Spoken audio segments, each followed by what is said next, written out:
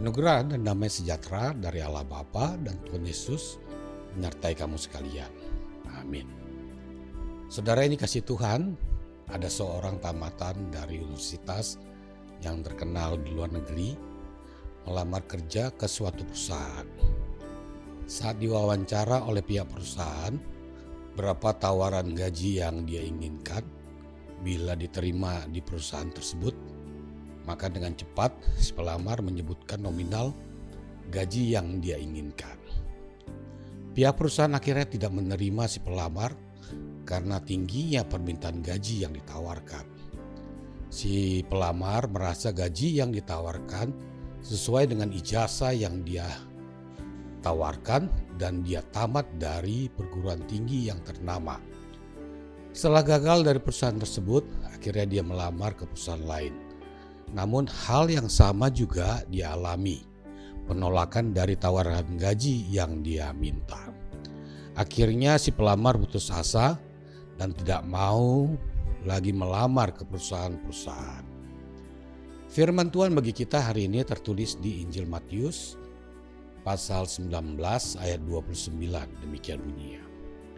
Dan setiap orang yang karena namaku meninggalkan rumahnya, saudaranya laki-laki atau saudaranya perempuan, bapak atau ibunya, anak-anak atau ladangnya, akan menerima kembali 100 kali lipat dan akan memperoleh hidup yang kekal. Demikian firman Tuhan. Saudara yang dikasihi Tuhan, dalam konteks nats ini, Petrus bertanya kepada Tuhan Yesus, apakah upah yang dia dapat mengikut Yesus? Karena dia telah meninggalkan segala sesuatu. Dan apakah imbalannya? Pertanyaan Petrus adalah pertanyaan yang manusiawi, karena setiap orang yang bekerja akan mendapat upah dari yang dia kerjakan. Dan pantas juga Petrus bertanya, apakah keuntungannya mengikut Yesus dalam hidupnya? Tuhan Yesus tidak menyebutkan nominal imbalan untuk mengikut dia. Melainkan jawaban Tuhan Yesus, imbalan bagi orang yang mengikut dia adalah mendapat tempat yang mulia di kerajaan surga dan mendapat kehidupan yang kekal. Bagi orang yang memikirkan hal yang duniawi, mungkin akan segera meninggalkan Tuhan Yesus. Tapi bagi orang yang memikirkan tentang hari Tuhan, akan tetap setia mengikut Yesus. Nats ini ingin mengajak agar kita serius mengikut dan bekerja untuk Tuhan Yesus yang mau berkorban demi namanya.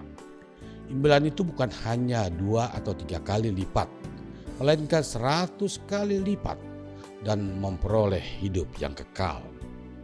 Saudara yang dikasihi Tuhan, mungkin banyak dari kita yang setengah hati melayani di ladang Tuhan dengan alasan keluarga dan pekerjaannya.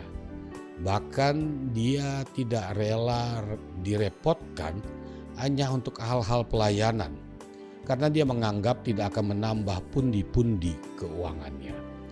Orang seperti ini masih berpikir hal yang di dunia, belum memikirkan hari Tuhan. Imbalan yang diterima oleh para pelayan Tuhan tidak seperti memakan cabai. Begitu dimakan, terasa pedasnya. Tuhan melihat kesungguhan kita melayani di ladangnya. Pasti dan terjadi imbalan yang Dia berikan. Mungkin keluarga kita dalam lindungan Tuhan dan ladang tempat kita bekerja diberkati Tuhan. Kita harus sadar banyak berkat yang Tuhan berikan kepada kita. Mari kita hitung berkat-berkat yang Tuhan berikan. Maka kita akan mengucap syukur dan berkata, Tuhan Maha Kasih kepada umat-Nya.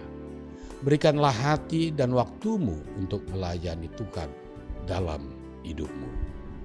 Tuhan memberkati. Amin.